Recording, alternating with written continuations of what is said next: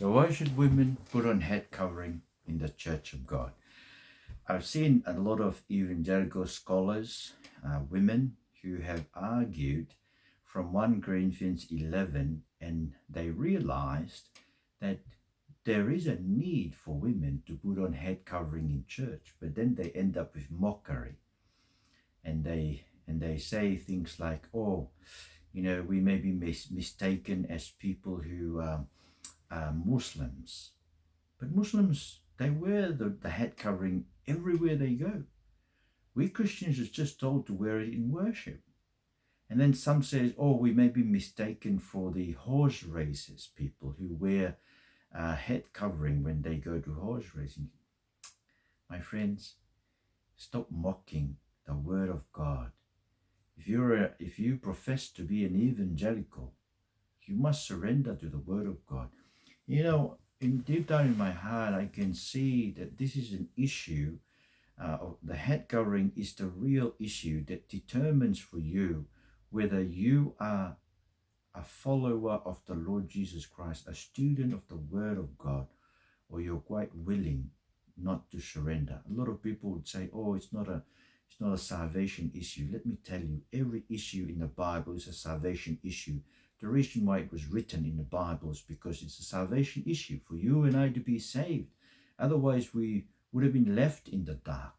So I want to give you 5 reasons from 1 Corinthians 11. 1 Corinthians 11 is the key text in women wearing head covering in church. And it is in church only. Prayer and prophesy, well, we'll say a bit about it. But these are the 5 reasons. The first, number 1, it's a tradition of the church on the same bar as the Lord's Supper. 1 Corinthians 11, Paul starts off by talking about women wearing head covering in worship and men not wearing head covering in worship. And then he eventually finishes off the chapter by talking about doing the Lord's Supper in a worthy manner. It tells me that this tradition of wearing head covering in church by women and men not wearing head covering in church, they are a biblical tradition in the same level and the same importance as the Lord's Supper. So the very first reason, it's a tradition of the church. You see that in verse 2. "I praise you for remembering me in everything and for holding to the traditions, just as I passed them on to you." So he's praising them for the tradition. And then he goes on, "But I want you to realize that the head of every man is Christ, and the head of the woman is man, and the head of Christ is God." Now, this is a realization becomes the foundation for head covering for women and no head covering for men in church.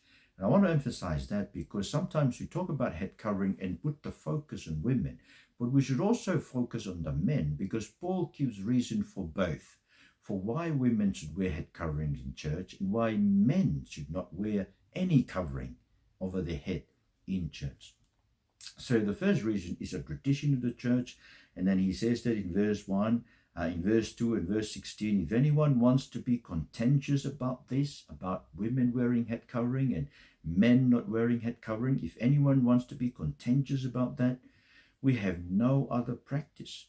We have no other practice. This is the practice in the church of God. The churches of God, men don't wear head covering, women wear head covering. So that's the first reason. The second reason is this, that by wearing head covering, women acknowledges that in the church of God, there is a hierarchical order in which God is the head of the church. So in other words, just in summary, women wearing head covering and men not wearing head covering acknowledges that God is the head of the church.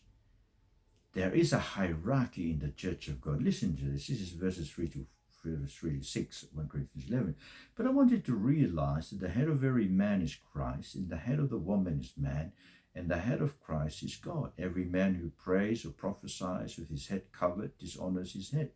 But every woman who prays or prophesies with her head uncovered dishonors her head. It is the same as having her head shaved. For if a woman does not cover her head, she might as well have her hair cut off. But if it is a disgrace for a woman to have her hair cut off or her head shaved, then she should cover her head. See? It's an acknowledgement that in the church, God is the head of Christ, Christ is the head of the men, men is the head of the women. So men not wearing head covering, women wearing head covering, acknowledge that. We show that that when we come to worship, we are in the presence of God the Almighty and Jesus, who is his son, who is the head of every man. And there are men that God had commissioned and authorized to lead and to teach his church. The third reason is this, that in the church of God, it is the acknowledgement when women wear head covering and men not wearing head covering, it's an acknowledgement of the order of creation.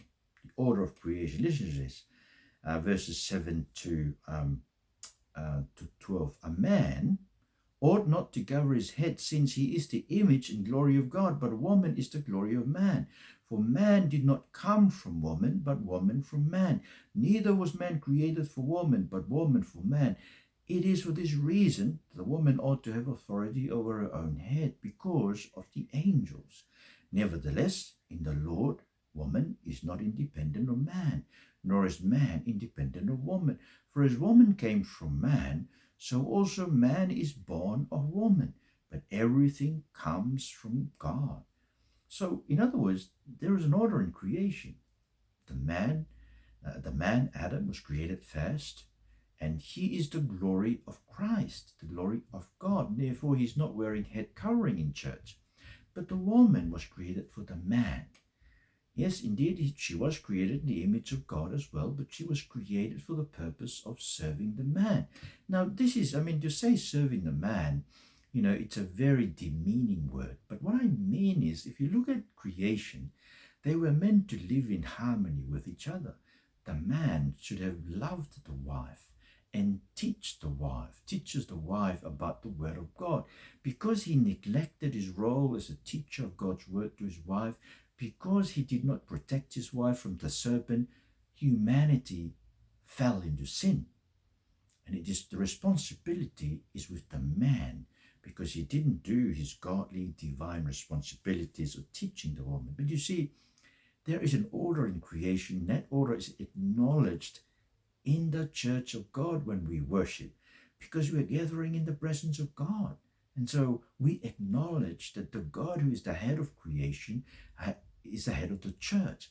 The God who is the head of his church created us, and he created us in this way.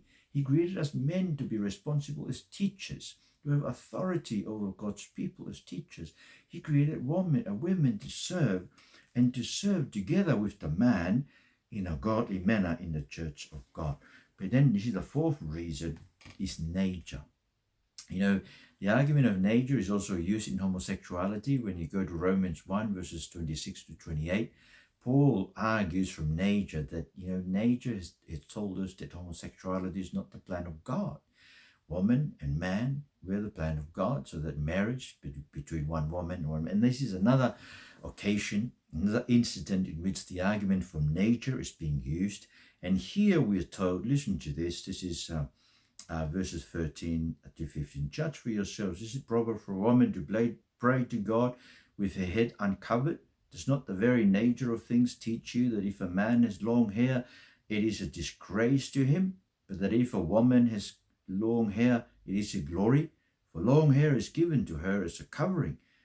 If anyone wants to be contentious about this, we have no other practice, nor do the churches of God. This is the word of the Lord. Thanks be to God. Now, some people say that what Paul means is just long hair, that women should let their long hair flow and not to do it up like a hairband or something. I don't believe that. It's ridiculous if Paul is after the way women would put their hair. I don't think that's what is at stake here. What is at stake is that the long hair of the women are given to them as an indication that there is a need for them to put on a head or a head covering in church to indicate, so that's a natural head covering, but it points to the need for a spiritual head covering. So for those 5 reasons, the tradition of the church, it shows the hierarchy of God and Christ and men in the church. It also shows the order of creation, that our Creator and our Redeemer, He created us in a particular way to serve one another as men and women. So therefore, no head covering for the men, head covering for the women. It also tells of nature. A long hair for women points to the need for a head covering. See, then fifthly, I think it shows that we men and women are submissive to God when we men don't wear any head covering, but women put on the head coverings. As I said in the beginning, both the man and the woman should be responsible. I'm responsible for making sure that I don't wear any hat in church. The women are responsible for making sure they put on their head veil when they come to church, or a hat, just to show that, we come to worship under the God of the universe. We sit under His authority.